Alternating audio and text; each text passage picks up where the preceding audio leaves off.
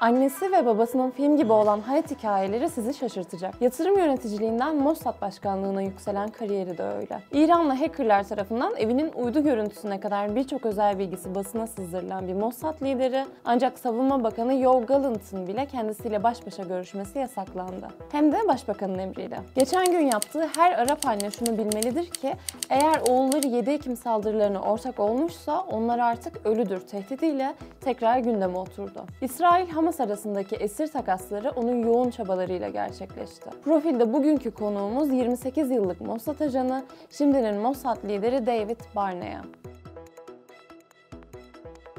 Hızlıca bir hatırlatma yapmak istiyorum. Ben Sena Özürt, GZT özel içerik editörü. Gündemdeki isimler ve gündeme damga vuracak isimler hakkında her şeyi bu video serisinde öğrenmeniz en büyük hedefim. GZT ekibi olarak videolarımızı sizin için dikkatle hazırlıyoruz ve tek motivasyonumuz sizden aldığımız geri dönüşler. 2024 yılı içerisinde YouTube'da 5 milyon aboneye ulaşma hedefimiz var.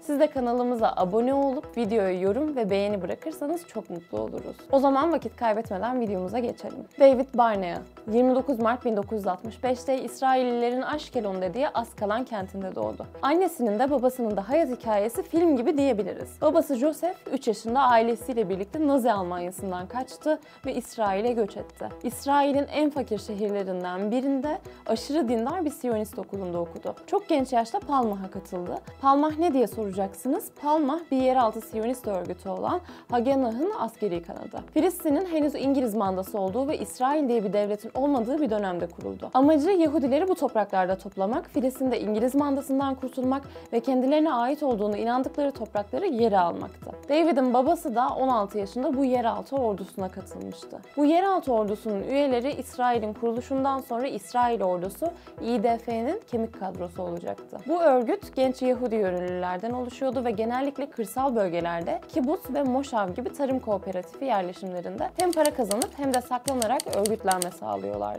Joseph'in üye olduğu örgüt olan Palmah'ın düzenlediği bir operasyon ileride evleneceği kadının hayatını etkiledi. David Barnea'nın annesi Naomi. Naomi SS Patria gemisinde doğdu. SS Patria'nın hikayesini belki biliyor olabilirsiniz. Patria sabotajı olarak tarihe geçmiş önemli bir olaydır. Gelin anlatayım. Osmanlı İmparatorluğu'nun çöküşüyle birlikte İngiltere ve Fransa arasında paylaşılan Orta Doğu topraklarında gerilim hiç bitmedi. İngilizlerin Filistin'de hem Arapları hem Yahudileri birbirine karşı kışkırtarak bölgede yarattığı kaos günümüze kadar gelen çatışmaların başlangıcı oldu. 1939'da İngiltere tarafından yayımlanan Beyaz Belge isimli plan, Filistin topraklarını taraflar arasında bölüştürerek Yahudi göçünü sınırladı. Bu da Filistin topraklarında bir devlet kurma hazırlığında olan Siyonist grupların tepkisine neden oldu. Hemen ardından 2. Dünya Savaşı'nın çıkması ve Nazilerin Yahudi soykırımına başlaması İngiliz kararına duyulan öfkeyi iyice arttırdı. Az önce bahsettiğim Siyonist örgütler İngiliz güçlerine terör saldırılarında bulunmaya başlarken aynı zamanda da Filistin'e göç ettirmek amacıyla gemilere Yahudi göçmenleri yüklüyordu. 1940'ın Eylül ayında yine Avrupa'dan toplanan yaklaşık 3600 Yahudi 3 gemiye sığdırılarak Filistin'e doğru yola çıkmıştı. Kasım ayında bu gemiler Ege Denizi'nde İngiltere tarafından fark edilerek Hayfa limanına çekildi. İngilizler Filistin'e giriş izni bulunmayan bu Yahudi mültecileri Madagaskar'ın Mauritius adasına süreceğini ilan etti. Bu 3 gemideki Yahudileri toplayarak SS Patria gemisine yerleştirdi. 3. geminin tahliyesi yapılırken SS Patria büyük bir gürültüyle patladı. 16 dakika içinde koca gemi suya gömüldü. Bu patlamada yüzlerce kişi hayatını kaybederken bugünkü konuğumuz olan David'in annesi Naomi doğmuştu. Bu olayın üzerine hayatta kalan Yahudi mültecilerin Filistin topraklarına yerleşmesine izin verildi. 1957 yılına kadar Patria'nın nasıl ve neden patlatıldığı anlaşılmadı. Ta ki İsrail'in kuruluşundan önce aktif bir Haganah üyesi olan Munya Mardor'un anıları yayınlanana kadar. Munya Mardor anılarında Patria'nın batışının sorumluluğunu üstlendi ve gemiye yerleştirdiği bombanın sadece hasar vermesini amaçladıklarını, gemiyi batırmayı düşünmediklerini yazdı. İşte Naomi bu şekilde doğdu ve bu sabotaj sayesinde Filistin topraklarında yaşamaya başladı. Büyüdüğünde Mossad başkanı olacak oğlunu da 1965'te Askalan'da bir İsrail devleti vatandaşı olarak doğurdu. Barnea, Tel Aviv'deki askeri komuta okulunda eğitim aldıktan sonra 1983'te İDF'ye katıldı. Askerlik hizmetini Genelkurmay Keşif Taburu'nda yaptı. Daha sonra ABD'ye gitti ve New York'ta Teknoloji Fakültesi'nde okudu. Pace Üniversitesi'nde MBA, yani işletme yönetimi yüksek lisansı yaptı. Ardından İsrail'e dönerek bir yatırım bankasında iş yöneticisi olarak çalışmaya başladı. 1996'da ise nasıl ve neden olduğunu bilmiyoruz maalesef ama Mossad'la çalışmaya başladı. 1996'da Mossad'a katıldıktan sonra ilk olarak Zomet bölümünde görev yaptı. Zomet bölümü İsrail'in güvenliğine yönelik istihbarat operasyonlarını planlama ve uygulama görevlerini üstlenen bir birim. Bu birim genellikle gizli operasyonlar ve istihbarat toplama görevleriyle ilgilenir. Zomet bölümünde çalışırken aynı zamanda 2,5 yıl Keset bölümünde başkan yardımcılığı görevini üstlendi. Keset'te operasyonel bir birim ve amacı hedeflere sızmak ve izleme operasyonlarını gerçekleştirmek. Bu tür operasyonlar genellikle hedefe fiziksel olarak yaklaşıp bilgi toplamayı ve takip etmeyi içeriyor. Ardından 2013'te Zomet bölümünün başına geçti.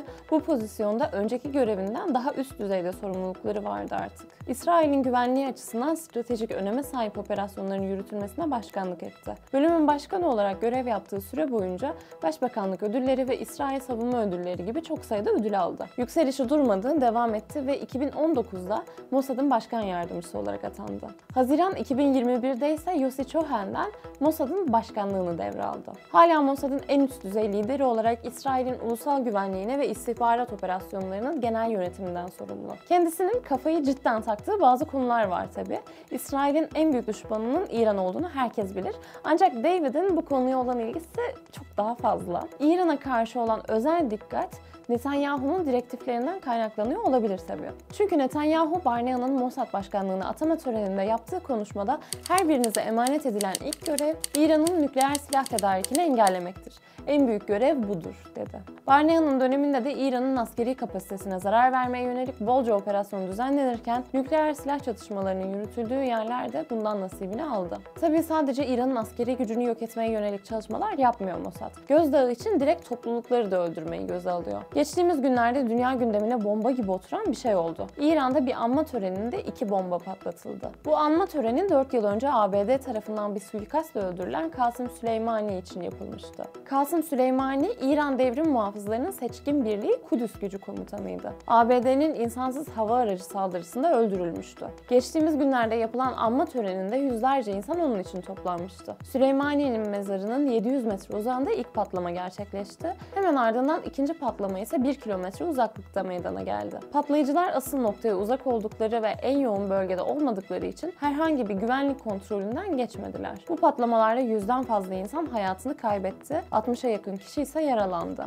David Barnea'nın açıklamaları ise şüphe uyandırıcıydı. Çünkü salı sabahı ölen eski Mossad şefi Zvi Zamir'in cenazesinde konuşurken aynen şöyle söyledi. Her Arap anne şunu bilmelidir ki eğer oğulları 7 Ekim saldırılarına ortak olmuşsa onlar artık ölüdür. 7 Ekim saldırılarına yaklaşık bir ay önce katıldığı bir güvenlik konferansında da İran'ı tehdit etmişti. İran tarafından yapıldığı konuşulan dünya genelinde 20'den fazla Yahudi hedefi vurma girişiminin ardından Barnea bu girişimlerin faillerini bulmak için Tahran'ın kalbine saldırmaya hazır olduklarını söylemişti. Barnea'nın sadece İran yetkilileri değil, İran hackerlarıyla bile arası bozuk. Öyle ki geçen yıl İran bağlantılı Açık Eller Hacker grubu David Barnea'ya ait vergi formlarını ve kişisel bilgileri yayınladı. Bu internet korsanları bir e-mail sağlayıcı sistemine sızdılar ve Barnea'nın eşinin e-mailindeki bilgileri ele geçirdiler. Hacker grubu David'in telefonuna sızdıklarını söyleyerek evinin uydu fotoğrafı, uçak biletleri, banka ve kimlik bilgileri olduğunu söyledikleri görüntüleri yaydılar.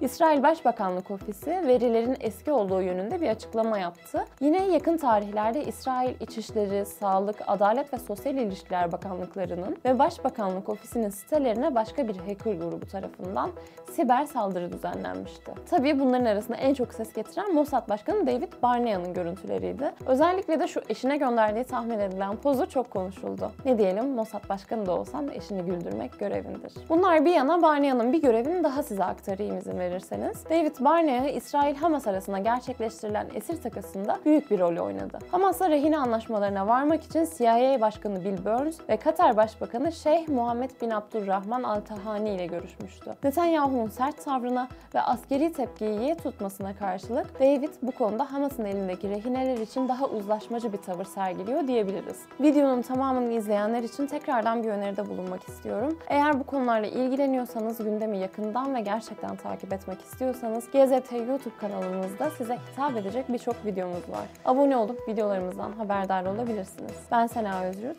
Bugün sizin için Mossad Başkanı David Barnea'nın profilini açtık.